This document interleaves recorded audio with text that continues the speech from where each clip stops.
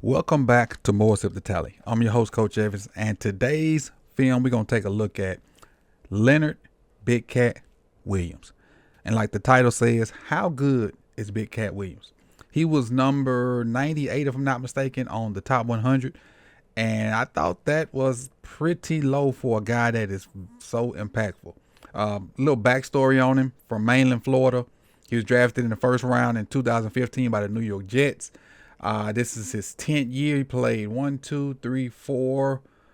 years with the Jets, 4 with the Giants, and then the last 2.5 with Seattle. So this is a dude that I think is highly underrated, but is extremely effective when it comes to on the field work.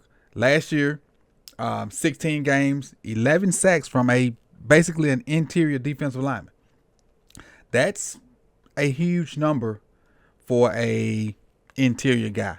This is the second time he's had double-digit sacks. He had 11.5 in 2020 with the Giants. But to get 11 sacks out of one of your interior guys, that's a massive, massive number. He made the Pro Bowl last year. He was 14th in voting for the Defensive Player of the Year, AP Defensive Player of the Year. And what I want to do is just take a quick look at how good really is Leonard Big Cat Williams and see what he does for the Seattle Seahawks and that defense, and Mike McDonald's defense. Welcome back to More Sip the Tally. Run that intro.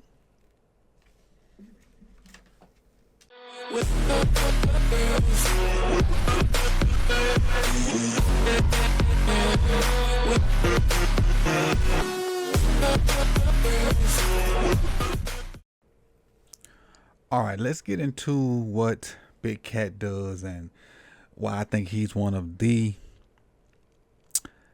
least talked about best interior defensive linemen in the NFL. I think I got 7 plays. 1, 2, 3. I got 7 plays. Let's check them out.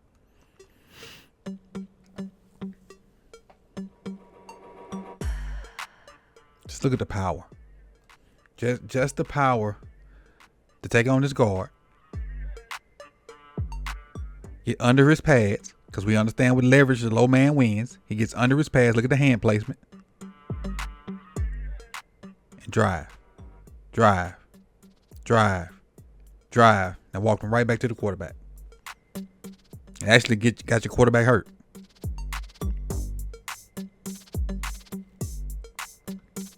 Take another one. This one is versus the Falcons.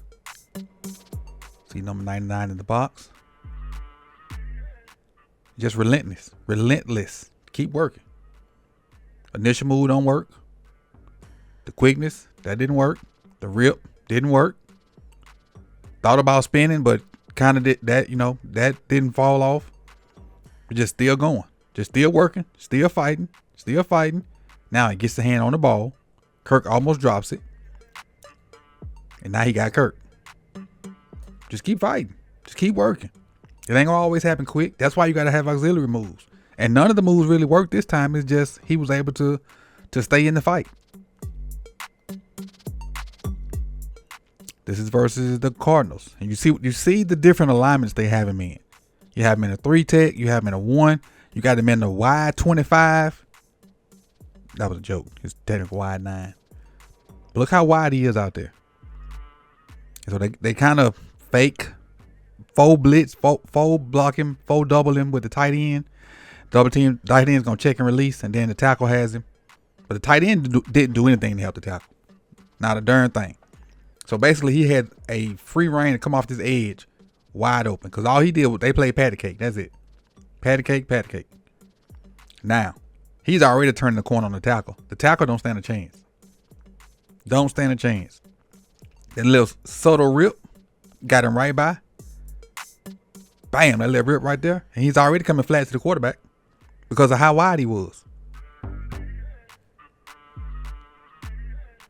K2 goes down and hard. But now he almost get beat up by his own person. This is versus one of their division rivals. The agility. They don't call him Big Cat for nothing. The agility. Juszczyk tried to cut his legs out, which he does for a certain extent, but watch how fast he get back up and get into play. Right back in on it. Right back in on it. Because for most big guys, this cut right here, they're going to pretty much lay there. Juszczyk got him, but not enough to like prevent him from being a part of the play. And just like we talked about his relentlessness earlier, that's that same thing. That same thing. Back in the box as a 3 technique. Over the guard. Now line him to a 2-eye. Look at that. They tried to down block him with the tackle. It's too quick. Too quick. They're trying to down block him and do like a buck sweep type deal. But he sees the pull coming. He's trying to split this right here. He's trying to split that. But for some reason, this center, I think, is that the center? The center just completely ignores him. Like, see him coming and just completely ignores him. And look what happens. He's right there on James Conner. I mean, I don't understand how the center just passes up color. This was a terrible block by Paris Johnson. But we know what messed Paris Johnson up? When he went from right here, that 3 technique, when he closed down to that 2-eye, that messed up the leverage for Paris Johnson. I don't know if he knew something was coming or he kind of sensed what was coming, but that little subtle movement at the end destroyed any opportunity Paris had to down block him. And he used his quickness to get upfield and make a TFL.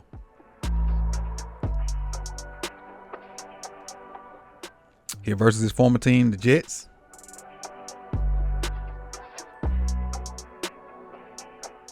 Gap integrity.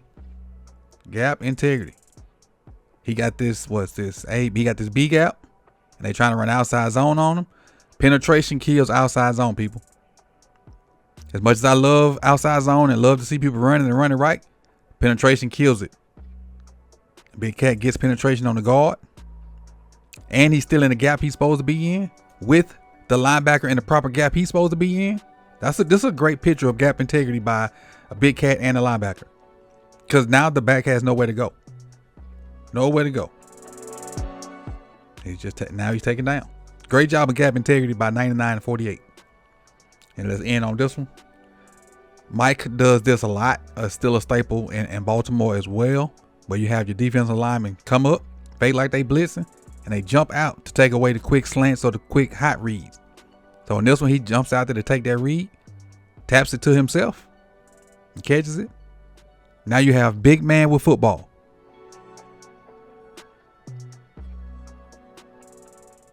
With the convoy versus his former team. And again, how underrated and how good really is Big Cat. This was a small sample size of what he can do on the football field. Don't sleep on him. I think Seattle was building a lot better defense than what they had. Once they get linebackers, because they traded linebackers in and out, and I mean, like, even people on the team, they was cutting and picking up and all this kind of stuff at the linebacker position, but they got a guy to build around and be really effective in the NFC West. So this is my little 2 cents about Big Cat, and let me know how you feel about him. Do you think he's overrated or underrated, or kind of where he needs to be? I think he was 98 on the top 100. I feel like he should be higher, but I want to hear what you guys think. So this is Coach Evans with another episode of Sip the Tally Films. You could have been anywhere in the world, but you chose to be here with me. Like, comment, subscribe, share. We'll see y'all on the next one. Peace.